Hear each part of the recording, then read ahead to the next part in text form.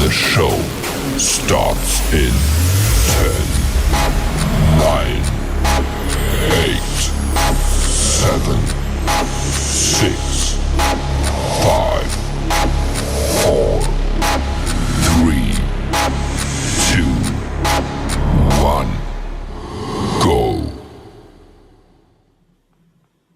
All right. Good afternoon, everybody. This is the commish, John Prulidge. I'm coming at you live from WLF Studios, WLF Unleashed Studios, at least for today, in Massachusetts. But we've got a new thing we're going to be trying out today. It's going to be, WLF Unleashed Raw, in the sense that we've got a new host. I'm stepping in for the Harveys today because Jeff and Taylor are playing right now at the North Carolina Open. But what we're going to try today is to have live look-ins at both the North Carolina Open as well as the Fox Den Pro-Am, which is going on currently out in Las Vegas, New Mexico, regional tournament that's hosted by Sabotage himself, Johnny Sandoval. So it's a really momentous day for the WLF today. We've got two regional tournaments going on at the same time. A lot of great competition going on, multiple divisions, pros, amateurs. We'll catch you all up. We're going to bring Jeff on in a minute, but before we do that, let's take a look at the leaderboard right now. If I can pop this up. Starting with North Carolina right now, and we'll start with the Masters division because we're going to hear from Jeff shortly.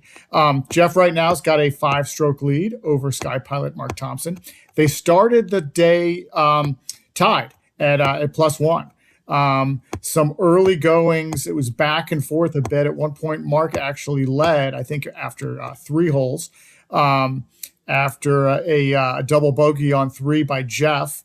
But then Jeff took off, birdied the 4th hole, and really hasn't looked back since then. They are right now on the 10th hole, I believe, but we'll check in with them momentarily. Other divisions in North Carolina Open, Sam Scannell, who started the day with, I believe, a 8-stroke lead, has widened that to 11. Right now, actually, it was 6-stroke lead, but he currently leads by 11 strokes. Gary Callis Jr. has moved into a 3-way tie for second with Chowda and Big Mac. Women's division right now, the Lala, looking for her first tournament win, has got a 6-stroke lead over her sister, Christina Summerfling. Started the day, Christina's paired back a couple strokes from her. Lala started the day with 3 bogeys, so got off to a rocky start, but she's definitely stabilized things since then. They're about to make the turn. We'll check in with the Fox Den Open in a minute, but I think right now, if we can do it, we're going to bring in Jeff. All right. Let's do it. Hold on. Jeff, you out there? Here we go. What's up, commish? There we go. How's it going, man? Good, man. We're on hole 12, I believe. We just finished up the par 3 over the water. So we're going to let these guys go ahead and tee off here. So I'm going to flip the camera around. Just give me a second. Let them go. Perfect.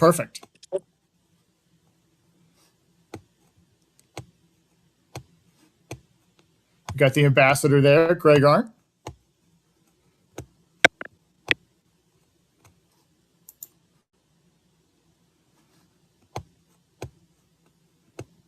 Currently in A.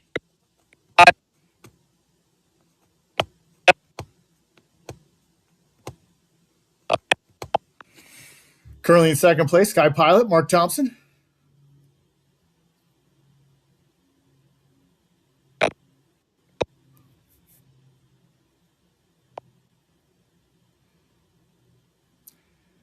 And we got Waterman, Jeff Summerfield,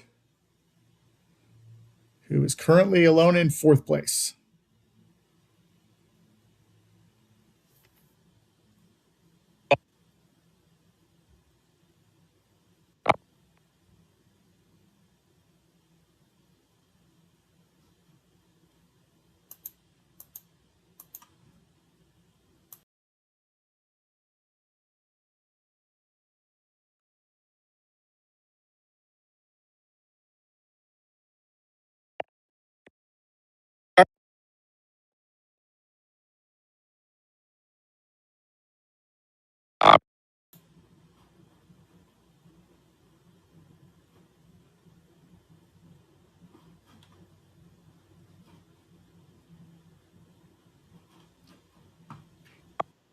Tee shots there from the last Masters group at the North Carolina Open. Hopefully, we'll get some commentary from Jeff in a minute. There we go. How do those tee shots end up, Jeff?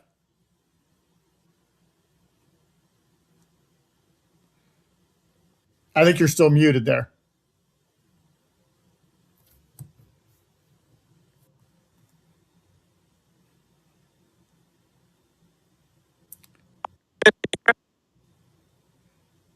Jeff, are you muted?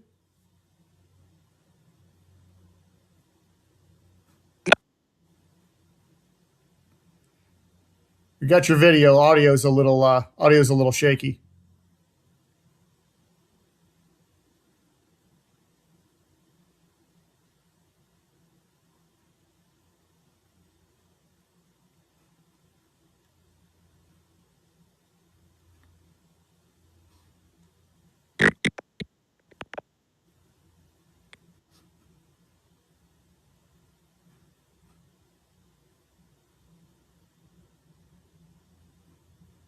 We didn't start out with an echo, but we got one.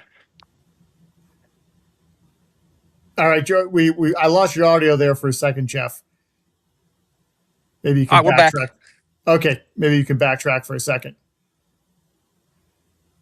All right, so we all got good tee balls off of 12T. Everybody's in the fairway. Looks like Greg Arndt just put one on just left of the green, coming up on 12. Hey, tell me Jeff about Summerfield. Yeah, great. Yeah, tell me about the conditions out there today compared to yesterday. More the same, or So anything different? they're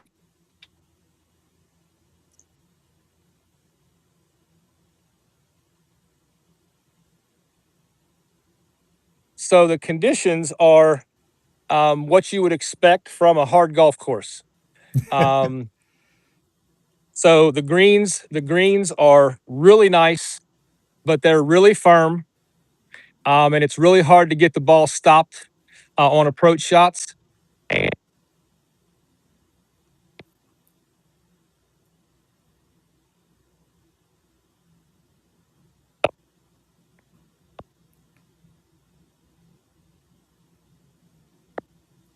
Hey, Jeff.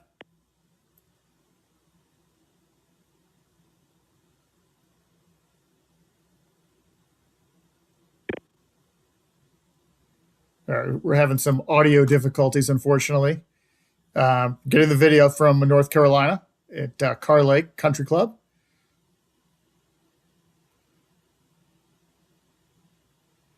Jeff's approach shot on 12.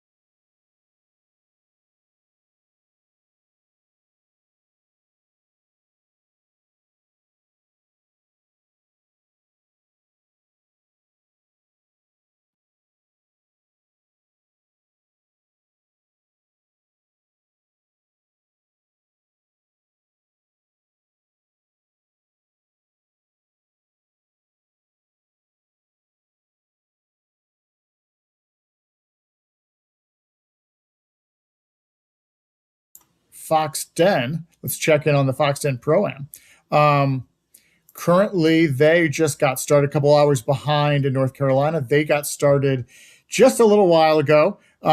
So you're the pro division there, which we've got a bit of a battle going on between Hooter and the Texas Gunflinger, Todd Naff, who, it's interesting, hasn't played in a national WLF tournament yet, but I think it's going to be one of those guys when he does, which I think will be soon, hopefully later this year. His reputation definitely precedes him. He's played in a number of regional tournaments, a very long thrower. Hope to get him involved in the LFC 6 later this summer. He's been battling the Hoot Man in these Texas regionals. So now another one in the Southwest, this one in New Mexico. He's just 2 strokes back from the Hoot Man. 1 over for the day, just 4 holes into that second round.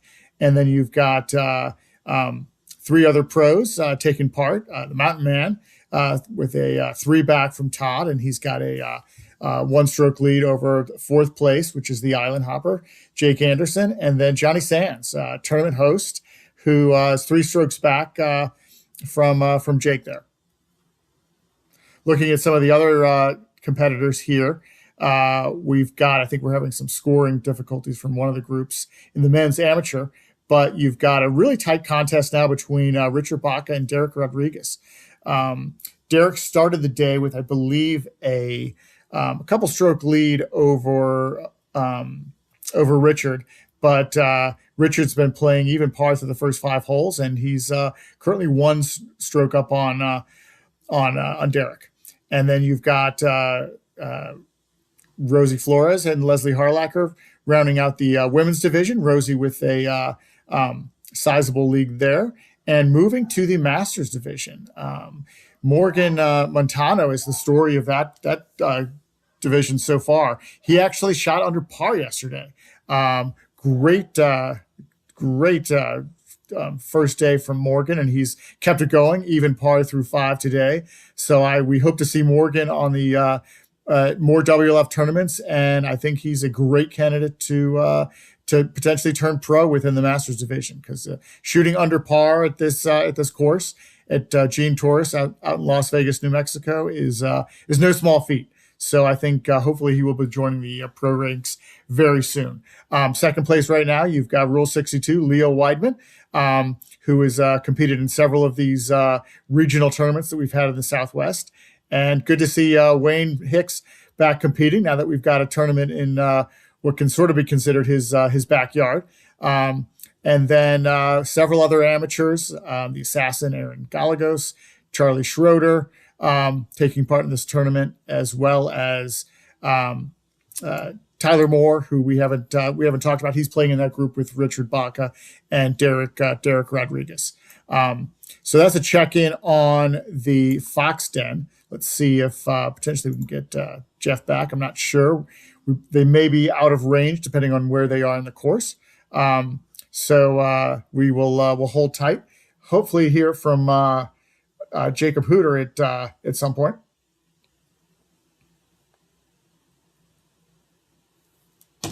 And we'll hopefully have a live look in from the Fox Den Pro-Am.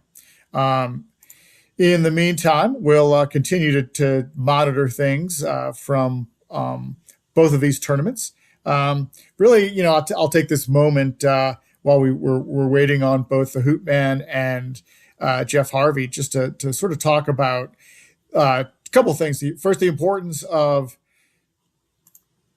Oh, looks like we got Jeff back. Jeff, you there? You still muted?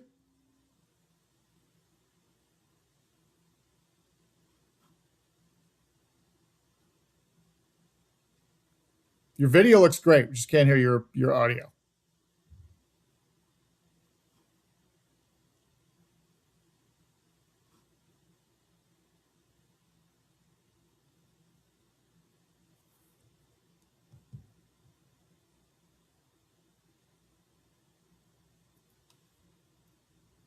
You there, Jeff? Oh.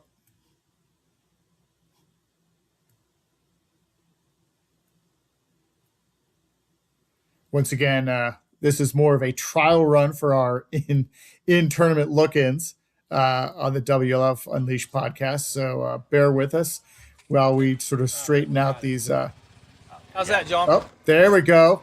Nice. There we go. Okay. All right, maybe.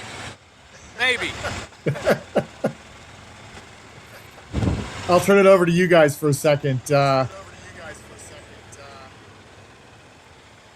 And there may be some echo from me, but the less I talk, the better, probably. Where are we now? Hole 13? All right, John. Where are we now? Hole 13? Oh.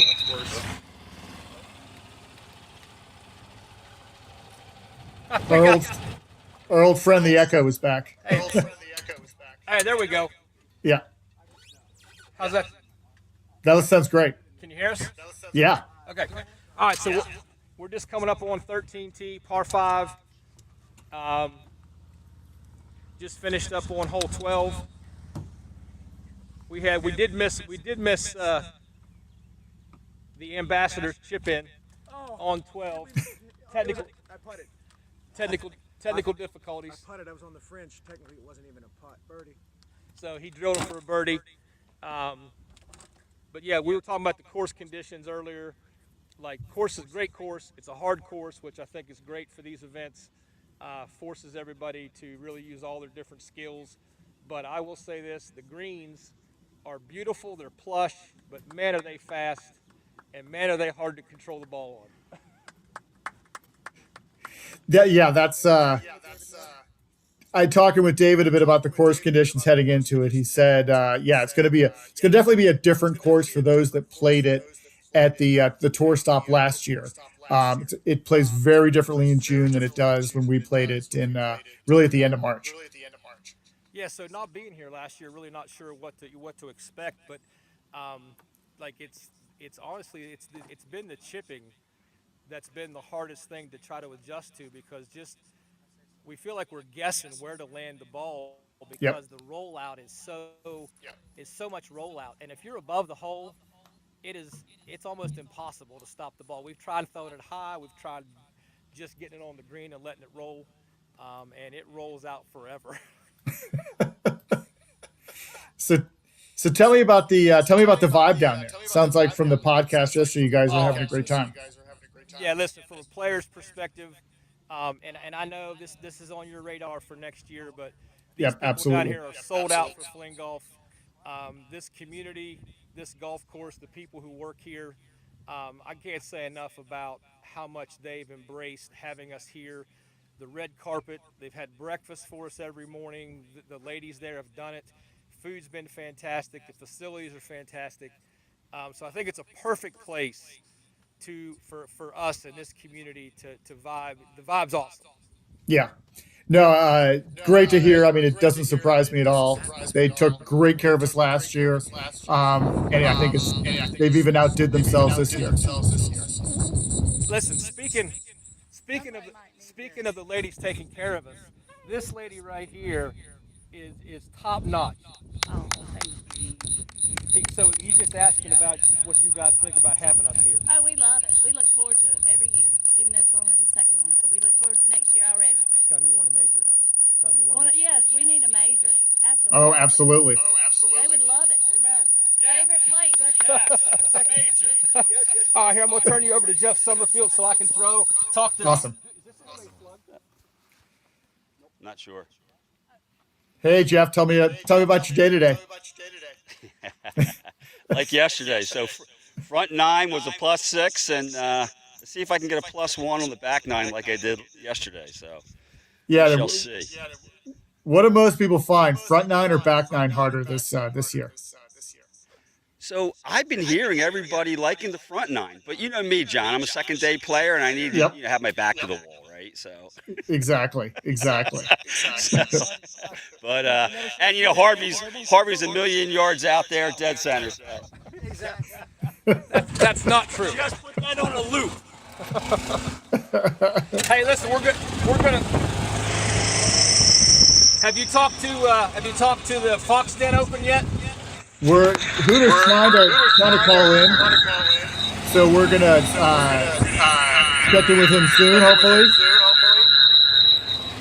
And why don't we let you guys go? All right, John. Listen, I think this is possible. I think the fact that we're moving is messing with the audio. Yeah.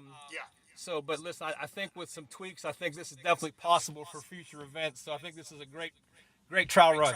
I totally agree. Totally agree. Thanks, man. Good luck the rest of the way. We'll talk to you later. Yeah, that's what. Yeah, Hardcore out.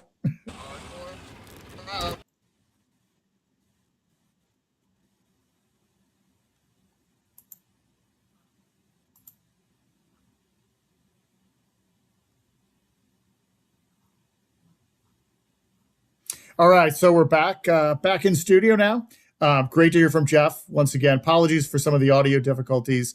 Like we like to do with a lot of stuff at WLF, we try things out, and sometimes you're going to be we don't necessarily have the luxury of always having a bunch of trials before we do anything. Sometimes we just jump into it, and literally this came about, I think, on Thursday, where from my vantage point, I knew I was going to be hanging around this weekend, monitoring both tournaments, making sure they worked. I knew Jeff was going to be doing a podcast on Saturday after the first round. So I sort of proposed to Jeff, hey, is it possible I could remotely host on Sunday, sort of be tracking? I'm going to be leaderboard watching anyway. And really try to then maybe actually loop a few people in from the tournaments. He agreed to it, thought it was feasible. We both wished we probably had a couple more weeks to prepare for it. But I thought, the thought was, why don't we just try it out raw and see how it goes? And really, until you start trying things, you're never going to figure out work out the kinks. If you think back to the first edition of this podcast, we had some big audio issues, but now this thing functions like a well-oiled machine when Jeff's running it, at least, not so much me.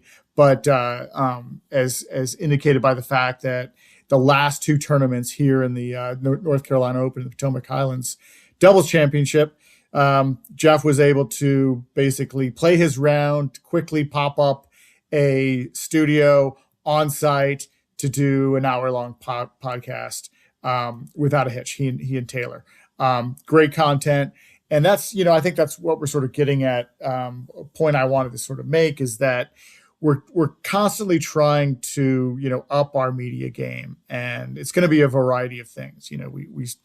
There's certainly things like filming segments for ESPN or regional sports networks. We're going to continue to do that kind of stuff. Can't do it at every tournament. We want to do more live streaming at the actual, day two, and live streaming, not necessarily this sort of podcast looking kind of thing, but more what we did at the Newsform Classic in Delaware. Try to do more of that at tournaments, really to get people who either, tournament players who can't make specific tournaments, or even just fans of fling golf or fling golf amateurs that don't play competitively, that want to check in on the action. We want to give people more media. We'd rather give people more, even though it's going to be rough at times and things we need to continually improve upon. But we'd rather give people more rather than have to wait every year for a polished ESPN segment. Those are great. We'll continue to do those kinds of things. But we really want to try to do as much as possible so that certainly on the Pro Series, but even for regional events like this is, I think, a perfect example, because these regional events are, in some ways, I think I've talked about this, these regional events are more important really for the growth of the game, even than the pro events.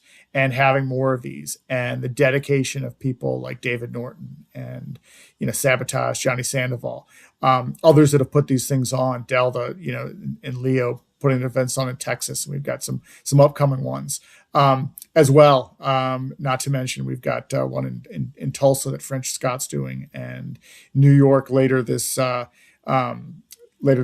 in the Empire State Open again. with Tomcat. Those they're very important for the growth of the game because it's getting amateurs to not only compete but also feel what it's like at these tournaments and really become part of a community. Because I do feel like we've heard it time and time again, going all the way back to our first tournament. It's going and playing with other fling golfers in these environments. Yes, they're competitive environments, but also they're important for amateurs to get better at the sport, but also meet other players from around the country and even around the world that play fling golf. So these are going to continue to be really important to our growth. Look forward to doing these kinds of things at additional regional events. I think we'll have a lot of the kinks worked out. Really doing this kind of stuff on the fly. I honestly had not been on the admin or the host side of the studio software until about 3 or 4 hours ago. So I'm sort of learning on the fly here. I think we'll be happy to hand it off back to the professionals, Jeff and Taylor, for future podcasts. We've got one coming up on Tuesday, June 9th. But while I'm here, before we wrap things up, I'm not sure we're going to be able to get hear from Hooter. We've got some technical difficulties in terms of him joining, but we'll try to figure that out. But I'm going to let me pop up. Let's run over the current action, where things stand. So we checked in with Jeff in the Masters group there. Over back on the men's, this has been sort of ping-ponging around. Big Mac, Sam has been consistently leading, and currently he dropped a stroke, but so he's still 3 under for the tournament. Big Mac in this race for second. Big Mac still a stroke ahead of Gary and Chowda. Looks like Gary had a birdie to take him down. He did, 13th hole, so he responded from that double bogey to birdie 13, put him stroke back. Meanwhile, Chowda looks like consistently he made par, also to remain at +9. So it'll be interesting to see how that race for second ends up within the men's division. And then checking on the women's division, they're through 10 holes there. The Lala continues to maintain a 6-stroke lead over Summer Fling. And then we've got Brittany and Robin further back, 8 strokes further back at tied for third. And then Taylor rounding out the top 5 there. Let's see, Carla looks like a bit of a double bogey there on 10, which after her birdie on 9 closed that gap. She'd widened it to 8 strokes, but this brought her back to 6 strokes. Looks like Christina probably parred that hole. Yep, there we go. So just when she was sort of starting to make that lead probably insurmountable, Christina was able to claw back a couple strokes. So that's one to continue to monitor over the back 9. Christina running out of time, but certainly anything is possible. And I think the way the course seems to be playing today with those greens, they're really tough to hold. And even if you slip off the back, chipping on them seems to be scoop shots seem to be having some difficulty as well. So landing that green is of prime importance. And so we'll see what happens on this back 9. Something to watch, but it'll be interesting to see if Carla can get her first tournament win here. She's been close so many times, including some one in particular. I remember the Empire State Open last year where it actually went down to the final hole. Christina tied her on the final hole, and then won it on a playoff hole, which it was really came down to just a few putts between the two of them to decide that tournament. Right now, she seems to be in a much firmer position. That is the Lala, but we'll all continue to watch that on the Golf Genius app. Going to pop the scoreboard up here. We'll bring you back to the Masters. Well, I'm going to use that as the background. And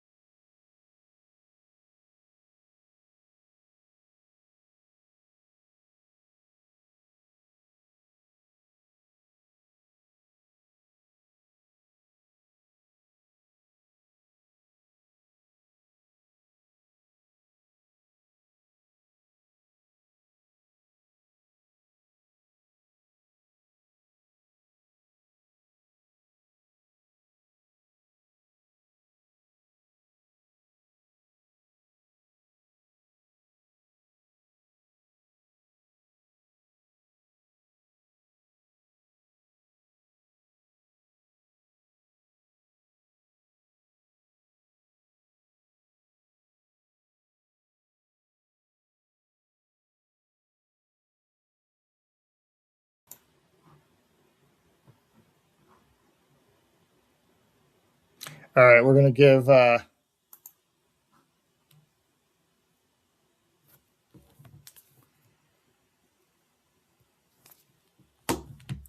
Jacob one more chance to join us. May not be able to do that, but let's check in anyway on the state of the Fox 10 Pro-Am, which moving up to is that has considerably narrowed since we last talked. He went in with a 3-stroke lead going into today's round, and it's shrunk down to just 1 stroke. So maybe hard to hear from Jacob on this. He's certainly focusing right now on Todd Naff, who let's look at Jacob's scorecard right now. Started off with 2 bogeys, probably not the way he wanted to start, and bogeyed the last couple holes as well. So birdie's tough to come by. He compared to bringing that back up again, compared to where he was yesterday. We really had a bogey-free round until the 14th hole yesterday. So playing pretty consistently. I don't know if the course conditions have changed, but things definitely starting out a front 9, sort of probably forgettable front 9 for him. Meanwhile, Texas Gunflinger, let's check in on Todd. Todd also, has gotten had a couple bogeys to start off as well, 2 out of the first 3 holes, but then he's been had a couple birdies, and that sort of 4-stroke swing right there has now put them neck and neck. As you see yesterday, Todd also struggled a little bit with the front 9, but then starting after his last bogey on 5, it was basically nothing but birdies after that. And look at this. In fact, it was that last birdie on 6, which has sort of flipped things around. And he's currently leading Hooter by a stroke. So 2-stroke swing. And really in the last couple holes, you've had, really the last 3 holes, you've had what amounts to a 4-stroke swing there. And it's really the story so far. It turned a 3-stroke lead for the Hoop Man into a 1-stroke deficit. So that's definitely something to keep an eye on. We'll probably be wrapping things up shortly. I'm not sure we're going to hear from Jacob. And probably best that he's also focusing on his round. but I certainly encourage you to check out the action on Golf Genius. In fact, if you give me a moment, I will pop up those those GGIDs that you can use for this tournament. Bear with me for a second before we wrap things up here.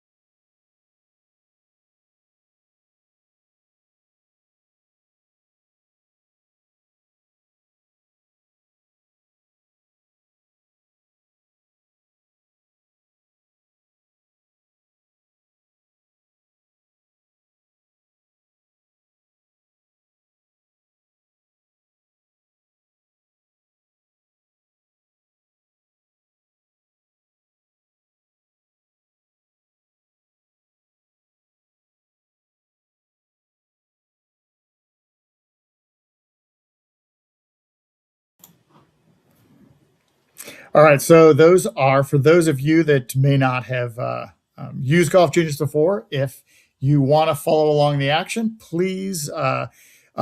Easiest way to do it is you can download the Golf Genius app, and they will ask you when you don't need an account or anything like that. You don't need to log in. All you've got to do on that first screen is enter what's known as a GGID. You have to do it. There are two different ones for each of the tournaments. As you can see, the first one there is for the North Carolina Open, and the second one is for the Fox Den Pro-Am, which looks to probably be the most exciting tournament right now, certainly at the pro level there. So I'd look for you guys to, if you want to check on the action, Golf Genius is a great way to do it. The other thing you can do, in fact, you can see both tournaments at once if you go to the Fling Golf website. And let me I'll pop that link up in a second. There we go. If you just go to Fling Golf, actually, that's flinggolf.com /RTS, you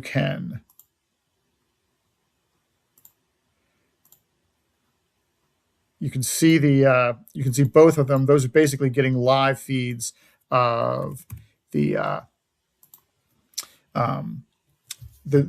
Golf Genius feeds on that site. So if you go to flinggolf.com RTS, you can see both at the same time. In fact, what we've got up on the screen here right now is actually from that website. Before we wrap things up here, I don't think we're going to hear. It looks like the technical difficulties are not going to be insurmountable right now, unfortunately, but not going to reach Hooter. But let's check in with all the scores. And then before we end the broadcast, those watching at home, appreciate you bearing with us through some technical difficulties. But let's check in right now on, first of all, the Masters division. Jeff continues to hold a 5-stroke lead. That started off as, just to take you back in time a little bit, they were both 1 over going into the day. And you had an interesting sort of turn of events early on where Jeff in the first 3 holes was 3 over. And after Mark, who also bogeyed the first couple holes, but then his par on 3 actually put him ahead by a stroke. Since then, though, Jeff has not had a bogey, birdied the next hole, and has gone, sort of par, and I think largely with only 5 holes to play. He's probably in cruise control right now and going for, I think it was one of those things like coming off a +1 round yesterday. They probably thought there might be scoring opportunities. And I think after several at the top of the leaderboard started off with bogeys early on, I think you sort of have to shift gears a little bit and realize that you're going to win the tournament maybe more by making pars rather than birdies. So I think looks like he might have shifted his strategy a little bit, and he's been working that. And he's parred after an initial birdie. He's parred every hole since. So Mark right now is in Sky Pilot is in second place. The Ambassadors, we heard he had a chip in from off the fringe. He's in third, and then the Waterman is only a couple strokes behind him, rounding out fourth place. Moving down to the men's division, talking about cruise control, Scantron started off the day with 3 birdies on the front 9. In addition to that took him down. He's been sort of he hasn't been bogey free by any stretch, but he's had 5 birdies on the day. So sort of a different story for him, where he certainly had his birdie opportunities. I think he's been, talking to him, hearing from him yesterday. He's certainly taking advantage of the par 5s out there on this course. Not every par 5, certainly. As you've got, he birdied 9 as well, so it's not just the par 5 that he's birding, but I think he's consistently birding those par 5s, which for a long thrower like Sam, that gives him a distinct advantage. But to his credit, he's taking advantage of it. That battle for second at the North Carolina Open between Mackley, Chowder, and Gary is now really turned into it's not a 4-way tie. Mackley still between the 4, has got a 3-stroke lead. But something to watch is fourth is now Papa John has slid into a tie for fourth with Gary.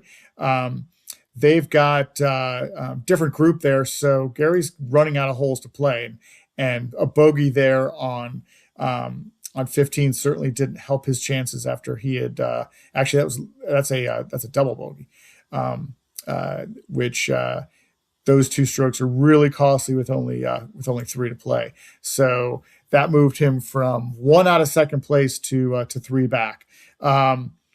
Meanwhile, Chowder seems to be chugging along with mostly pars, which is, in some sense, it's what you may have to take on a day like today at that course. While meanwhile, Big Mac, let's pull his up there. Birdie 10, gave it back on 11, but then stabilized things with a par on 12. The one other thing to check in on the men's division, the Battle of the Nortons, playing in that same group, that second men's group, second to last men's group, I should say. They couple bogeys there on the back 9 for David, but then he's parred the last 3 holes. Meanwhile, checking on Jonathan, I think he's bogeyed the last 2 holes. So that 1-stroke advantage that he has turned into a 1-stroke deficit. So with only 3 to play, David's got a 1-stroke lead on his son, but a lot can happen in those last 3 holes. So look forward to you guys checking that out. Women's division, they are now through 11 holes, it looks like, and another bogey for Carla on 11. But it looks like Christina did the same thing, so was not able to gain any ground. So now with 7 holes to play, Lala's got a 6-stroke lead, looking to wrap up her first tournament victory. Finally, we'll check in on the Foxton Pro-Am here. Looks like Todd Naff is another birdie for Todd, who is now birdied 3 out of the last 4 holes to take a 2-stroke lead over Jacob. Jacob sort of had a bogeying 4 the first 6 holes, but managed to stabilize things with a par there. So that'll be an interesting one to watch down the stretch. Battle right now amongst the rest of the top 5. Mountain Man continues to have a 1-stroke lead over Jake Anderson. He's 4 back from the Hoop Man. And then Sabotage is 4 strokes back from Jake. The other one to watch here, which is interesting, is this battle for the men's amateurs between Shugs, Richard Baca, and lucky Derek Rodriguez. Great to see them battling it out here. Richard went into the day with a 3-stroke deficit to Derek, but he's managed to pull ahead, playing to even par today, which after shooting a 9 over, being even through 7 holes, looks like he is just getting better, which is great to see. Let's check in on his scorecard. Look at, wow. If that's love to get a confirmation on that, but it looks like they're playing with the amateurs, as they've done in some tournaments, playing with Reggie's. So he's got a net 1 on the 3rd hole, which was huge help for him. Basically clawing back those strokes from Derek Rodriguez. Finally, Rosie Flores in control over the Roadrunner, Leslie Harlacher. And finally into the Masters division, where Morgan Montano running away with things, who once again playing at even par. He's had a mix of birdies and bogeys today, but a great performance out of him. Hope to see him soon at upcoming tournaments. All right, to wrap things up here, as we'll check in once again on North Carolina Open. But thank you for bearing with us through this trial run of in-tournament podcasting. It's something I think we're going to continue to do at regional events. We'll work out the kinks as it works out. Video was fine. I think getting some provisioning for these remote link-ups has been a little harder to do, a little more challenging. Could certainly be something on my end too, but it is something that we continue to do. We'll continue to do in the future, as well as the fact that I think I'd love to try to start doing some of these even from tournaments where we might not have a remote studio, but really an on-site studio. So I think having, the vision would be at Pro Series tournaments, try to maybe do more, YouTube live streaming like we did in Delaware, at least on day 2. But in addition to that, even throughout the tournament, starting using this podcast as a platform for look-ins from the course, where you could have additional people that are holding cameras wired in. Don't necessarily need to have Jeff handing the phone over to Jeff and to others while they're taking shots. I think it's a good way you can do look-ins from the course. So we're going to continue to experiment with this kind of stuff. Once again, it's going to continue to be raw. We're going to have bumps along the road, but I think overall a successful test and something we'll continue to do. I'm going to leave you with that, but I encourage you to check out the scores from both tournaments as they wrap up. Probably the easiest way to do it, if you don't have the Golf Genius app, is to go to our real-time leaderboards on flinggolf.com RTS. The link there is below. If not, I'm going to wrap up the sort of mini podcast here, but hope to see you on Tuesday with a regular edition of WLF Unleashed, and we'll have Jeff and Taylor back hosting, thankfully, and I'll have my Commissioner's Corner and a bunch of other guests Jeff and Taylor have got lined up, so we'll look forward to that. So I will, on behalf of Jeff and Taylor and the WLF Unleashed podcast, I'll say this: hardcore out.